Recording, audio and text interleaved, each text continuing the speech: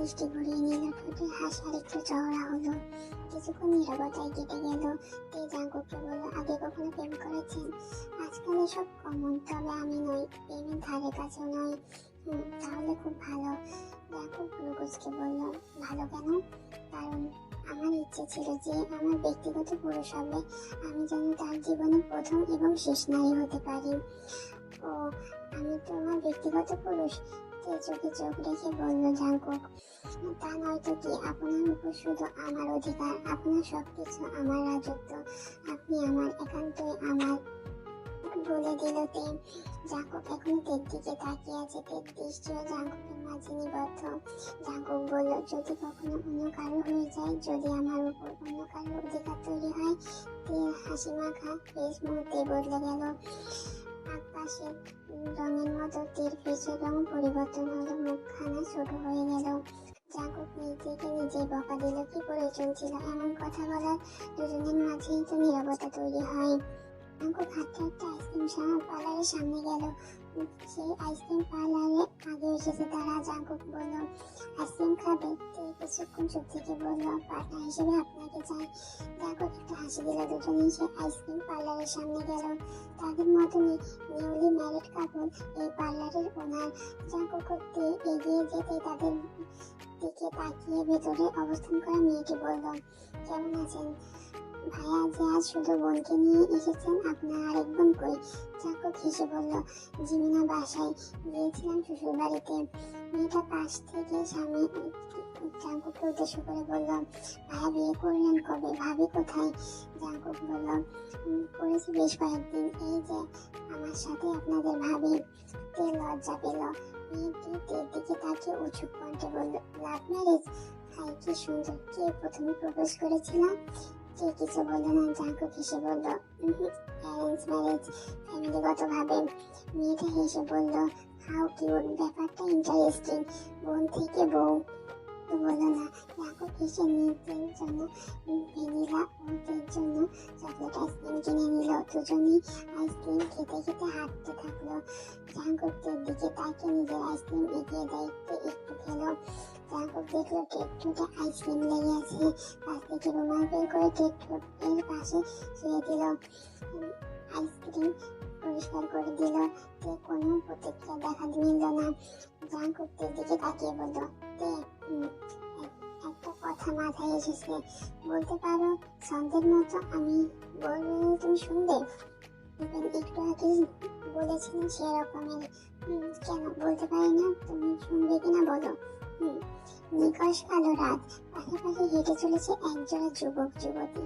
ক্ষণে ক্ষণে বয়েছে মৃদু বাতাস। যুবতীর চুল থেকে ভেসে আছে মিষ্টি এক সুবাস। তে ভেতরে ভেতরে খুশি হলো, মুখে তা প্রকাশ করলো না। মিনমিন করে বলল, ভালো হয়েছে। জাঙ্কুক উদাস কণ্ঠে বলল, শুধু ভালো হয়েছে? বেশ হয়েছে, তবে কবি কবি ভাব থেকেই ফুটে উঠলো আপনার মাঝে। তা ঠিক জানি না। টেবিলের সামনে বসে কানের দুল খুলছে তে। এই তো কিছুক্ষণ আগে বাসায় এসেছে তারা। বাসায় এসে একদম ড্রেসিং টেবিলের সামনে বসেছে তে। অর্নামেন্টস গুলো খুলতে আগে একটু সাড়া নিতে হবে। জাঙ্কুক বিছানায় বসে তে কার্যকলাপ দেখছে।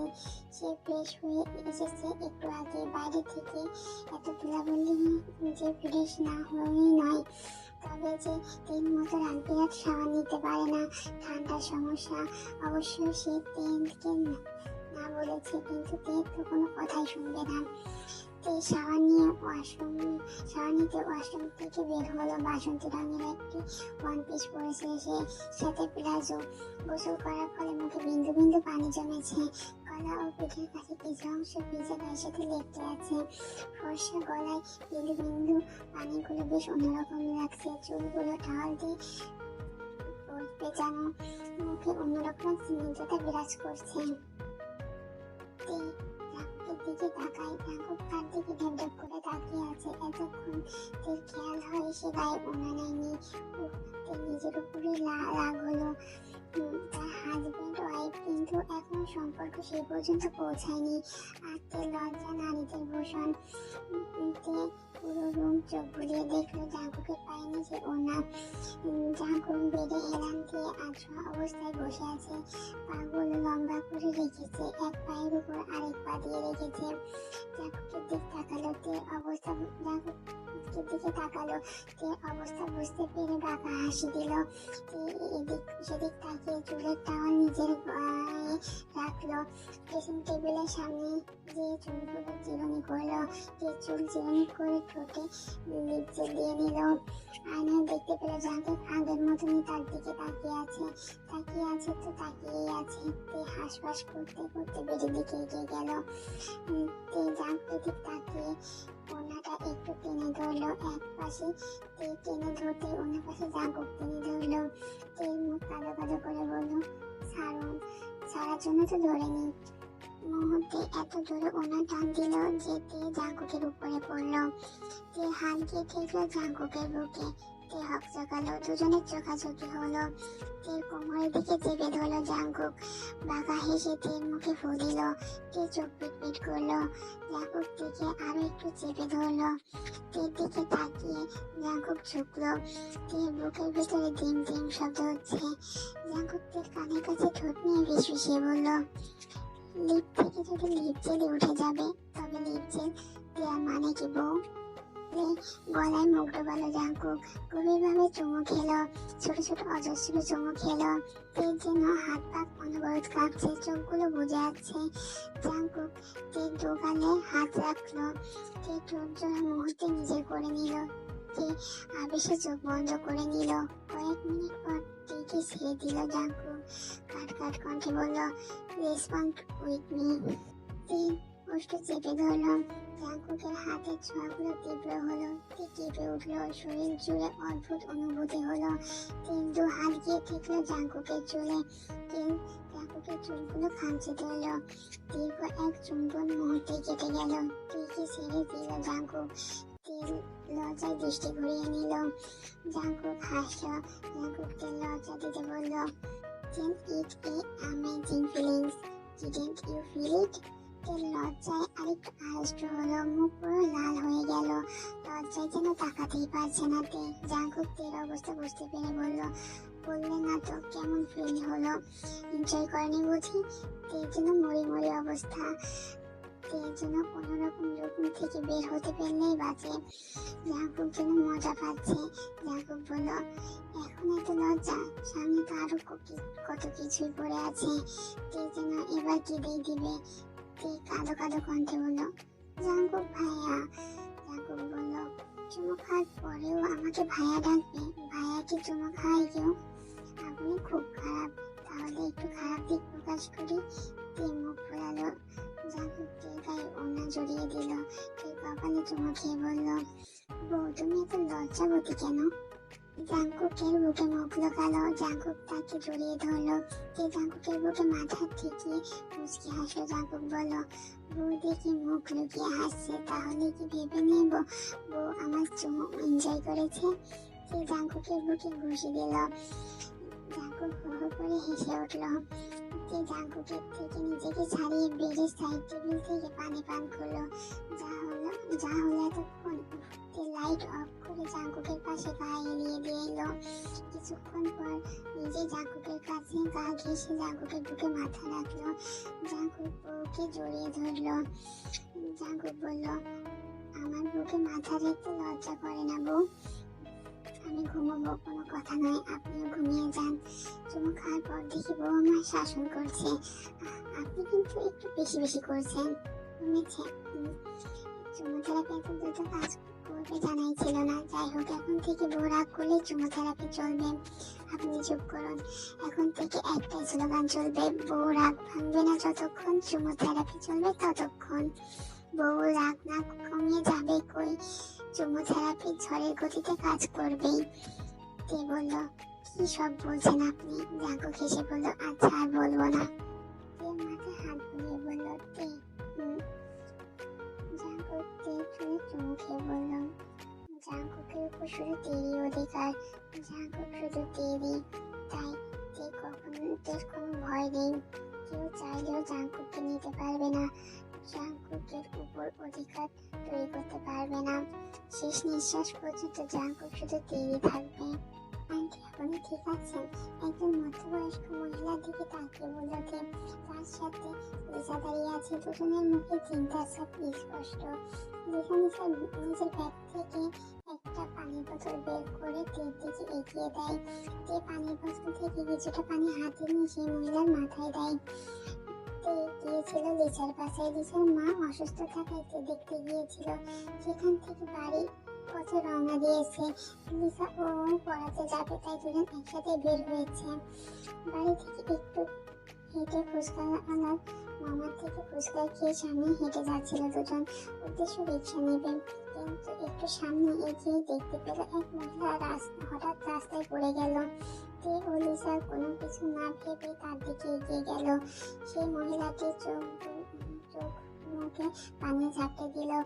আশেপাশে আরো মানুষের ভিড় পড়েছে। মহিলাটি পিট করে চোখ খুলে তাকালো। তে পানির বোতল থেকে পানি মহিলাকে মাথায় দিয়ে মহিলাটিকে এগিয়ে দিল। পানি বোতল এগিয়ে দিতে মহিলাটি পানি পান করলো। এর মাঝে একজন মধ্যবয়স্ক লোক দৌড়ে এলো, হাঁপাতে হাঁপাতে বলল, এই কি হয়েছে বড় আপা? তে চোখ তুলে লোককে বলল, আপনি তাকে চিনেন? আমি তো হেপো গাড়ি চালাই। বড় আপা আমার লগে আইছিল। আমি ওই মলে গাড়ি খাড়াইয়া লইয়া আইছিলাম। অনেকক্ষণ পর দেখলাম কিন্তু বড় আপা আইলো না। তাকে খুঁজতে বের হয়েছি। এখানে এত ভিড় দেখা একটু দিকে চোখ পড়লো বড় আপার এই অবস্থা। তে ও লিসা দুজনে ধরে সেই মহিলাকে গাড়ি পর্যন্ত এগিয়ে দিল। গাড়িতে আছো অবস্থায় শুয়ে দিল। ড্রাইভার বলল, আপনারা যদি একটু বাড়ি পর্যন্ত পৌঁছাইয়া দিতেন, পথে যদি প্রয়োজন হয়। বুঝতেই তো পারছেন মহিলা মানুষ। তে ও লিসা বলে বিভাগে কি করবে ভেবে পেল না। মহিলাটি পুরো তে মায়ের বয়সে কিংবা তার থেকে কিছুটা বড়। লিসার দিকে তাকালো। তে লিসা কোনো প্রবলেম হবে কিনা জিজ্ঞাসা করলো। সে সাথে লিসার কোনো প্রবলেম হলে সে যেতে পারে তাও বলল তে, কিন্তু লিসা যাবে না। একা কিভাবে দেখে রেখে যাবে? এভাবেই দিনকাল ভালো না। কেউ তো বিশ্বাস করা যায় না। লিসা দুজনে গাড়িতে বসলো। লিসা সামনে ড্রাইভারের সাথে বসলো। তে পিছনে বসলো। কিছু সময় পর বাড়ি চলে এলো। তেও লিসা তাকে ধরে ভিতরে নিয়ে ঢুকলো। সদর দরজা খুলে দিলে হেল্পিং হ্যান্ডের মহিলার দিকে সবাই বসতে কোথা থেকে যেন ছুটে এলো এক মেয়ের বয়স 17 কি 18 হবে। কিছুক্ষণের মাঝে আর বেশ কয়েকজন মানুষ একত্রিত হলো। সেই মহিলাকে বেডরুমে নেওয়া হলো। এতক্ষণে ড্রাইভার সবাইকে সবটা বলেছে। সেই মেয়েটিদের দিকে এগিয়ে এলো। আপনাদের কি বলে ধন্যবাদ দিব আপু আমার জানা নেই। আমার মায়ের প্রেশারের রোগী, প্রেশার থেকেই হয়তো মাথা ঘুরে পড়ে গিয়েছে। তাই বললো, সমস্যা নেই, ওনাকে খেয়াল রাখবেন। আজ তাহলে আমরা যাই। তখনই সতর্কের সাথে ঢুকলো এক যুবক। কেউ ও লিসা অবাক হলো। সেই যুবকও তাদের দেখে অবাক হলো। লিসা ফিসফিসিয়ে বলল, এই বেয়াদবটা এখানে কি করছেন? এর মাঝে সেই মেয়েটি ছেলেটির কাছে গিয়ে কণ্ঠ নিয়ে বলল, সুগা ভাই তুমি কই ছিলে? জানো আমার কি হয়েছে? সুগা ভ্রু কুঁচকে ফেলল। মেয়েটিকে উদ্দেশ্য করে বলল, কি হয়েছে আম্মু? ভাইকে সব খুলে বলল। সুগা বড় বড় কদম ফিরে মায়ের রুমে চলে গেল। বাবু কখন এসেছো তুমি? আমাকে আগে বলনি কেন? একা এসেছো? ভাইয়া আসেনি? তুমি আগে বললে আজ আমি বাইরে যেতাম না। কেন বলনি? আরে একটু শ্বাস নিয়ে নে, মাত্রই ফিরেছিস। মাত্র সচরাচর করে বসা ঘরে প্রবেশ করলো। জিসু বসে আছে, বসে বসে কাঁচা আমের জুস খাচ্ছে। জিন বেগম পাশে বসে আছে। এগিয়ে জিসুকে জড়িয়ে ধরলো। ছোট থেকে জিসু থেকে একদম নিজের বোনের চোখে দেখেছে। বড় বোনের ভালোবাসা পেয়েছে জিসুর কাছ থেকে। জিসু বড়, তারপরে জাঙ্কুক, তারপর জিমিন। জিসুদের খালাতো বোন হলেও নিজের বোনের থেকে কম না। জিসুদের বিয়েতে আসতে পারেনি কারণ তখন তার শাশুড়ি খুব বেশি অসুস্থ ছিল, মেডিকেলে ভর্তি ছিল। কিন্তু যখন জিসু জেনেছে যে জাঙ্কুকের সাথে বিয়ে হয়েছে, সে জিসুর খুশির শেষ নেই। কিন্তু জিসু তখনও আসতে পারেনি, ওই যে শাশুড়ি অসুস্থ ছিল। আইস করে সোফায় বসলো। জিন বেগম বললেন, কাঁচা আমের জুস খাবে? ফ্রিজ থেকে এনে দেবো? এটা কি আর জিজ্ঞেস করা লাগে? তুমি বসো, আমি নিয়ে আছি। হেলে দুলে এগিয়ে গেল কিচেনের দিকে। ফ্রিজ থেকে আমের জুস বের করলো। সুন্দর মতো বসার ঘরে এসে এক চুমুক দিয়ে বলল, ভালো হয়েছে তুমি এসেছো, অনেক মজা করবো। আমরা তোমাকে খুব বেশি মিস করেছি। মজা তো করবোই, কিন্তু আমি কাল আবার চলে যাবো। কেন? কয়টা দিন থেকে যেতে পারতে। নিজে কত কাজ বাসায়, আর আমি এসেছি একটা কাজে। কি কাজ? আমি যে নতুন বাসায় উঠেছি না, সেখানে আমার শ্বশুর কিছু মানুষকে নিয়ে ছোট্ট করে একটা অনুষ্ঠানের আয়োজন করবে। বলতে পারিস গেট টুগেদার। সেটার জন্যই শাশুড়ি মা আমাকে এখানে পাঠিয়েছে তোকে দাওয়াত দিতে। যদি এই গেট টুগেদারে আগে করতে চেয়েছিলাম, কিন্তু তখন শাশুড়ি মা অসুস্থ ছিল, তাই এখন করছেন। ও মন খারাপ করিস না, আজ রাতে তো আমি আছি। আজ রাতে সেই মজা হবে। মুখে হাসি ফুটে উঠলো। বলো, একদম। তুমি ঘুমাও না। রুমে এসো। এক্ষুনি রুমে এসো। পরপর 3বার ভাইব্রেশন করে মেসেজ এলো ফোনে। তখন মুভি দেখতে ব্যস্ত। বড় টিভিতে আশিকি ছবি চলছে। জিমিন আর জিজু একসাথে বসে টিভি দেখছে। জিন বেগম ও আরেন ঘুমিয়ে পড়েছে। জাঙ্কুকও নিজের রুমে। এরা 3জনে বসে আরামে মুভি দেখছে। রাতে খাবার শেষ করে মুভি দেখতে বসেছে তারা। কে পপকর্ন খাচ্ছে আর টিভির দিকে তাকিয়ে আছে। জিমিন হাতে জুস নিয়ে বসে আছে। জিজু বসে চিপসের প্যাকেট নিয়ে একদম টিভির ভিতরে ঢুকে পড়েছে। 3জনের ফোন সাইলেন্ট করে নিয়েছে, যেন ছবি দেখার মাঝে কোনো ব্যাঘাত না ঘটে। রাত যখন 2:30 ছবি শেষ হলো, টিভি অফ করে বসার ঘরে লাইট অন করলো।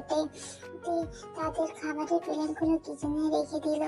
জিমিন তেজের সাথে গ্লাসগুলো কিচেনে রেখে এলো। এগিয়ে এসে জিজুকে জড়িয়ে ধরে বলল, অনেক ভালো লেগেছে, অনেক এনজয় করলাম আপু, কিন্তু এখন আমার প্রচুর ঘুমাচ্ছে। সাথে জিমিনও বলে উঠল। জিজু নিজের ফোন হাতে নিয়ে দেখলো তার হাজবেন্ড কল করেছে। জিসু জিভ কাটলো, না জানে এখন কল করে কতগুলো কথা শুনতে হয়। জিসু ভাবলো কল করবে কিনা, কিন্তু মুহূর্তে ফোন ভাইব্রেশন হলো। বোকাম কল দিয়েছে। জিমিন দুজনে মিটমিটিয়ে হেসে দিল। জিসু ফোন হাতে নিয়ে কল রিসিভ করে বলল, কি খবর দুলা ভাই? বউকে ছাড়া একদিন থাকতে পারছেন না? এই রাতের বেলা ফোন দিয়েছেন? বউ ছাড়া এখন চলে না। ক্ষণে ক্ষণে বউয়ের কথা মনে পড়ে। একটু শালিদের কথা মনে করলে পারতেন। আরে শালি সাহেবেরা, আপনাকে মনে করার জন্য তো আপনার বডি আছে, তাই না? তো বলুন, কি করছিলেন আপনারা? মুভি দেখছিলাম দুলা ভাই। আমিও এটাই ভেবেছিলাম। রাত হয়েছে, এখন অনেক ঘুমিয়ে পড়ো। আর আমার বউকে একটু দেখে রাখো বলেই কল কেটে দিল বোকাম। ও জিমিন বোকামের কথা শুনে হেসে উঠল। নিজের রুমে হাঁটা ধরলো। জিমিন ও জিসু তার রুমে চলে গেল। রুমে পা রাখলো। পুরো ঘর অন্ধকার হয়ে আছে রুমে জুড়ে, কোনো কিছু বোঝা যাচ্ছে না। নিজের ফোনে লাইট অন করলো। রুমে লাইট অন করলো। জাঙ্কু ঘুমিয়ে আছে। ওয়াশরুম থেকে ফ্রেশ হয়ে এলো, চুল চিরুনি করলো, লাইট অফ করে বেডের দিকে বাড়ালো। বেডে পুরোপুরি গা এলিয়ে দিতে হাতে টান অনুভব করলো। কেক পিনকিয়ে দেখলো জাঙ্কুকে চওড়া বুকে। জাঙ্কুকে হাতে স্পর্শ করলো টের পেতে। শরীর ঝাঁকুনি দিয়ে উঠলো। জাঙ্কুকে হাতের স্পর্শ দৌড়াতে লাগলো, একবার এদিক থেকে একবার সেদিক। ঘন ঘন নিঃশ্বাস নিল। কি আছে এই লোকের ছোঁয়াতে, কি জানে। শরীর জুড়ে শিহরণ হলো। জাঙ্কুকের উপর নিজের ঘর ছেড়ে দিল। গলায় মুখ ডোবালো। ঢুকিয়ে এলো। জাঙ্কুক গলায় মুখ খুঁজে চুমু খেতে শুরু করলো। গলায় জোরে কামড় দিল জাঙ্কুক। ব্যথায় কুকড়ে উঠলো। জাঙ্কুক সে কামড় দেওয়া জায়গায় ঠোঁটে স্পর্শ দিল। আবারও কেঁপে উঠলো। জাঙ্কুককে ঠেলতে বলল, দূরে যান, ছাড়ুন। মেসেজের রিপ্লাই দাওনি কেন? এমনি দেখিনি মেসেজ। তুমি জানো আমি ঘুমাতে পারিনি। তে মিনমিন করে বলল, কেন, কি হয়েছে? সব তোমার জন্য হয়েছে। আমি কি করলাম? জাঙ্কুক তীর গলায় নাক ঘষতে ঘষতে বলল, তুমি বুঝি জানো না? কি সব বলছেন আপনি? আমি ঘুমাবো তো ঘুমান, আমি কি বারণ করেছি? জাঙ্কুক ফিসফিস করে বলল, নিজে কিস। দেব ভেপাচাকা খেয়ে বলল, হ্যাঁ, কি চাই আমার? রাত বেরাতে ভীমরতি করেন নাকি? না, ভীমরতি ধরেনি, চুমু খেতে মন চাইছে। ছাড়ুন, নিজে ঘুমান, আমাকেও ঘুমাতে দিন। চাই আমার, তুমি দিবে না তাই তো? ওকে ফাইন, আমার জিনিস আমি নিজে আদায় করে নিতে পারি। বলে তে ঠোঁটের দুটো নিজে দখল করে নিল জাঙ্কুক। তে অবশ্যই চোখ বন্ধ করে নিল। জাঙ্কুকের ঠোঁটে সতীব্র হলো। তে জাঙ্কুকের চুলের পিছন দিকে খামচে ধরলো। কিছুক্ষণ পর জাঙ্কুক টেকে ছেড়ে দিল। জাঙ্কুক শুয়ে পড়ল। তে লজ্জা জাঙ্কুকের বুকে মাথা লোকালো। জাঙ্কুক ঠোঁট কামড়ে হাসলো। সকাল সকাল ঘুম থেকে উঠে ফ্রেশ হয়ে নিচে চলে গেল। তে বসার ঘরে জিমিন ও যিশু বসে আছে। ডাইনিং টেবিলে আরিম ও জিন বেগম বসে কোনো বিষয় নিয়ে কথা বলছেন। তে ছোট ছোট কদম করে যিশুর দিকে এগিয়ে গেল। যিশুর গা ঘেঁষে বসে বলল, গুড মর্নিং। Good morning. কেমন হলো? এটা ভালো হয়নি। কেন, ভাই বুঝি তোকে ঘুমাতে দেয়নি? ওপাশ থেকে বলে উঠলো জিমিন। তে হতভম্ব হলো, কি বলবে বুঝে উঠতে পারলো না। যিশু মিটমিট করে হেসে বলল, তে তুই কি লজ্জা পাচ্ছিস? লজ্জা পাওয়ার মতো কিছু হয়েছে? তে জিমিনের পিঠে ঢুক করে কিল বসিয়ে দিল। ফালতু কথা বলবি না যিশু আপু। আর এই জিমিন সবসময় বেশি বলে। আমি আমি কি করলাম? তুই তো বললি তোর ঘুমে ভালো হয়নি। জিমিনের কথা শুনে তে মুখ ভেঙচি দিয়ে বলল, বলছি যে রাতে মুভি দেখে ঘুমাতে দেরি হয়েছে তাই। অশ্লীল বেয়াদব। এভাবে ভাইয়ের কাছে বিচার দিয়ে আপনার সংসারে আগুন লাগিয়ে দেব। আর আমি তোকে বিয়ে দিয়ে বিদায় করে আমার সংসার বাঁচাবো। পেছন থেকে জিন বেগম বললেন। যিশু আর তে একসাথে হেসে উঠল। যিশু জিমিনকে উদ্দেশ্য করে বলল, তোর না এক্সাম আছে আজ? কখন যাবি? 12টা এক্সাম, একটু পর বেরোবো। যিশু এবার টের দিকে তাকিয়ে বলল, তোর না ভার্সিটি নেই? ছুটিতে আসিস নাকি? যিশুর প্রশ্নে তে থমকালো। মুহূর্তেই চুপসে গেল। তে চুপ হয়ে গেল। যিশু মায়ের দিকে তাকালো। জিমিন জিন বেগমের দিকে তাকিয়ে রইল। সবাই এমন চুপ থাকতে দেখে যিশু বলল, কি হয়েছে তে? তুই চুপ হয়ে গেলে কেন? মা, তুমিও কিছু বলছো না যে? তে শ্বাস নিয়ে সবকিছু খুলে বলে।